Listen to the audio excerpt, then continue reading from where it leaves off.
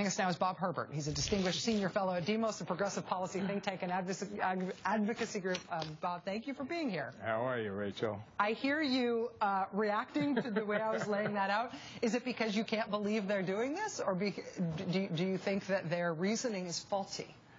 You know, Mitt Romney has so many problems. He's an unappealing candidate. He's not a very good politician, and he's running a campaign without a message. It's a campaign that doesn't have a theme. So what he's essentially doing is going all over the place, saying, you know, white people, please vote for me. It's the only route that he and his advisors see to an electoral victory this November.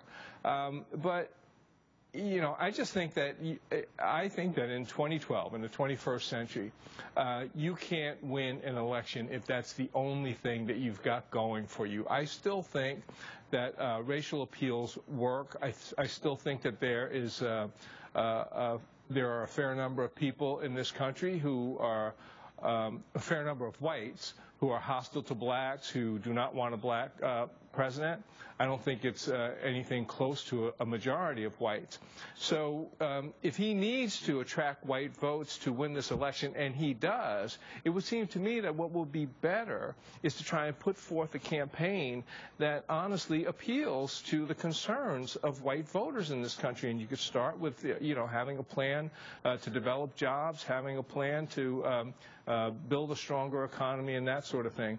And especially if they're talking about middle-class white voters, because I think that is a crucial voting bloc. So if you're talking about middle-class suburban voters, for example, I just don't believe they like racist appeals. I don't think that they like extremist appeals of the right or the left, you know. So it just seems to me that it's not a great strategy. The other thing that's going on around the convention, obviously beyond the party's control, is the weather and the rescheduling and the rejiggering of the schedule that entails, which involves losing a little bit of their message. They'd wanted to have sort of theme days for each of the convention.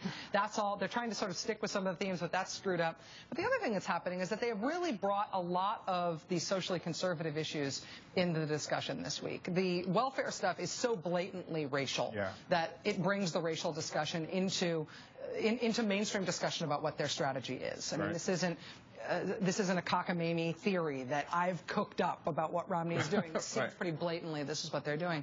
But there's also the stuff going on about abortion, and there's a split in the party about that, which is going to be aired out a little bit, I think, with the Mike Huckabee speech likely and with some of the fights that are on the floor. But they're also bringing that up themselves. Mitt Romney and Paul Ryan both doing interviews about that in the last few days. What happens in terms of their appeal racially to bring when they put forth those social issues up front? Does that affect any of the racial inflection that they've got? You know, I think that it's all of a piece, and I think it's instead of forward-looking, it's really backward-looking. So when you start talking about these social issues, what Mitt Romney is allowing to happen now is that he's becoming identified personally with all these issues. He's got Paul Ryan on the ticket now, so you have that whole rape/abortion issues that they just don't know how to talk about. They're on the wrong side of the issue, and they don't even know how to try and explain it. Yeah, exactly. And then they're doing these blatant racial appeals, you know. And then they've got, you know, an economic program that consists solely of tax cuts for the very wealthy.